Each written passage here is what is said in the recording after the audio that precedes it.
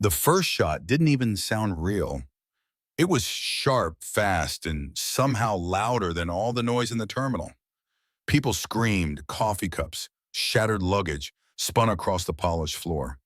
I was 5 feet from the muzzle when it happened, lying on my side, staring up at a man with a badge, a trembling Glock, and the look of someone who thought they'd just saved the world.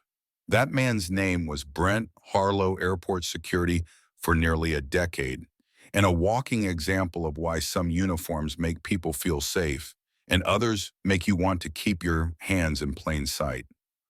My shoulder burned where the last round had grazed the fabric of my hoodie, curling from the heat. I could hear his voice crack over the radio, subject down, like he was trying to convince himself it was true. The truth: I wasn't down. I wasn't even bleeding. I sat up slow, unzipped my hoodie, and let the thin layer of Kevlar mesh catch the light. Level 3A, I told him flatly, tapping my chest. Patent pending. Thanks for the real-world demo. Brent's face went pale, but I wasn't looking for his reaction.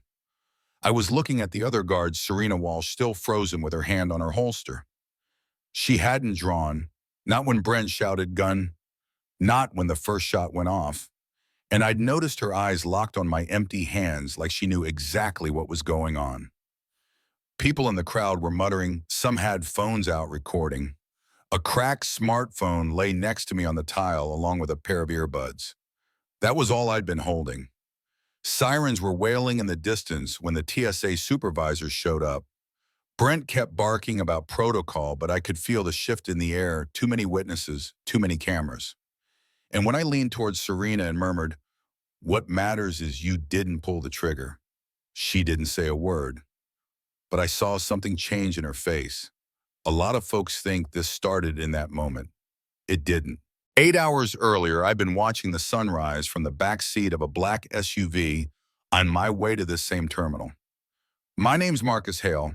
Most people know me as the founder of Hale Tech Systems, a cybersecurity firm that works with Fortune 500's government agencies and quietly the Department of Homeland Security. On paper, I build walls, digital ones. In reality, sometimes my job is to find cracks in the walls other people swear are unbreakable. DHS had brought me in for a month-long covert audit, looking at whether racial profiling was baked into airport security, not just policy, but muscle memory, instinct. All the unwritten cues passed from veteran to rookie. This wasn't my first time. I've been the kid pulled aside because my hoodie sat too low, the grad student detained, and because my gear looked suspicious.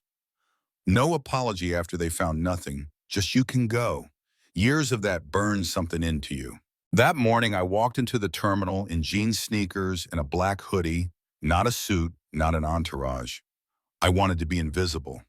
And for a while I was, until I saw Brent Harlow working the checkpoint. He didn't scan the line evenly. His gaze lingered on darker faces, urban clothes, restless hands. I knew where this was headed. When it was my turn, I handed my ID to the podium agent. No issue there. But as I moved to the conveyor belt, I heard Sir step aside for a secondary check. I turned, met Brent's eyes. "Problem random screening," he said, and we both knew it wasn't.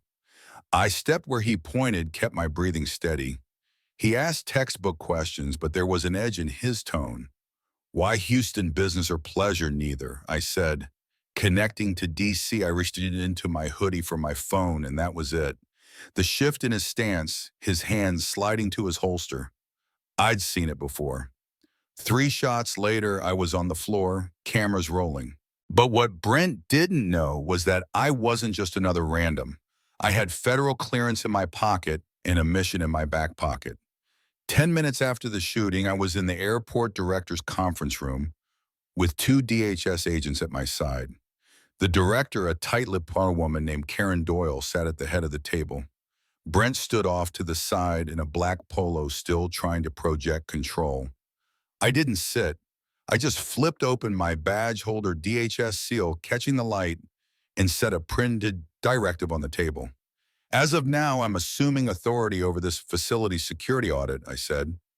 One agent stepped toward Brent. "You're suspended pending investigation. Badge and sidearm now." Brent's jaw worked his hands slow to comply. I leaned in just enough for him to hear, "You didn't neutralize anything, Brent. You just ended your own career." On my way out, I slipped a sealed envelope into Serena's hand. "This is your chance," I told her. She asked, "Why her?" "Because you didn't pull the trigger," I said.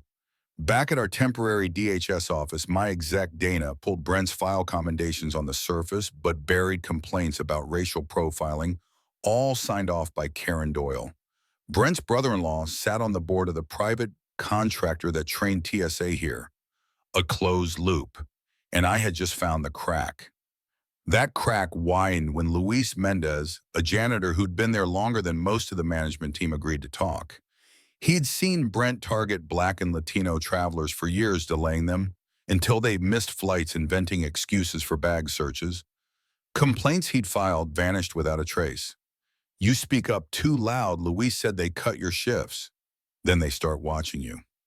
Luis went on record and his stories were damning, but I needed more. And that's when Serena called. She'd opened the envelope. I gave her copies of incident reports she thought were erased. Her initials were on several as the secondary officer present. She came in and testified, under oath, said Brent knew exactly what he was doing, that he never pulled this on white passengers. It was the first time in years she'd put the truth ahead of her career. Then came the bombshell. A TSA systems engineer named Rachel Lynn contacted me. She'd found hidden code in the passenger risk assessment software lines that flagged skin tone, clothing style, even certain speech patterns. Not in the official documentation. Added after deployment by someone with high-level field access. And it wasn't just Phoenix, it was national. She gave me the laws, the commit histories, and she told me something that stuck with me. The system learns. Every time someone like Brent stops a passenger the algorithm flagged, it counts as a success. It gets better at being biased. I knew what I had to do. 2 weeks later, I stood in front of a packed press conference. The hoodie that had stopped 3 bullets hung beside me like silent evidence. I put the code on the screen annotations, making it plain as day. "This isn't a glitch," I told the room. "This is the system." Questions flew, but one stuck. "Why are you the one revealing this?" I didn't smile, because I'm the one they didn't expect to survive long enough to say it. The investigation dug deeper. My own traveler profile had been tagged Level 2 alert, non-compliant threat 7 months earlier by a field override from Karen Doyle herself. They'd preloaded me as a red flag target. With Brent on post, they knew exactly how it would play out. By the time I sat before Congress, I had more than enough. I showed them the code, the numbers. 87% of high-risk tags were Black or Latino. I played leaked audio of a DHS official saying, "Neutralize Hale. Perception is everything." The room turned. Lawmakers called for a ban on algorithmic profiling. Contracts were canceled, and that official was suspended. Headlines blared, stocks dropped, TSA scrambled to rewrite policy. But here's the thing, policy changes don't erase the culture that let this happen. A month later, I was speaking at a community event in Atlanta, telling folks not to let fear be louder than their voice. 2 days after that, I was back in an airport watching an officer tell a 12-year-old Black kid he was up for random screening. His mom looked like she'd swallowed glass. I stepped in, asked the officer if he had a legitimate flag or parental consent per the new guidelines. He hesitated, glanced at a supervisor. "Clear him," the supervisor said. The boy mumbled thanks, but I crouched so we were eye to eye. "Don't thank me. Just remember, your dignity isn't negotiable." Back at Hailtech headquarters, there's a display case in the lobby now. Inside is that black ballistic hoodie. The plaque reads, "Not a trophy, a reminder." I didn't ask for it to be there, but I don't mind. Because the truth is, justice isn't something you win once and keep. It's something you guard piece by piece every single day. And if you followed this far, you know this fight's not over. So I'll leave you with this. Have you ever seen someone get profiled? Pushed aside, treated like they didn't belong? Did you speak up or did you stay silent? Drop your story into the comments. Let's see how many voices we can make too loud to ignore.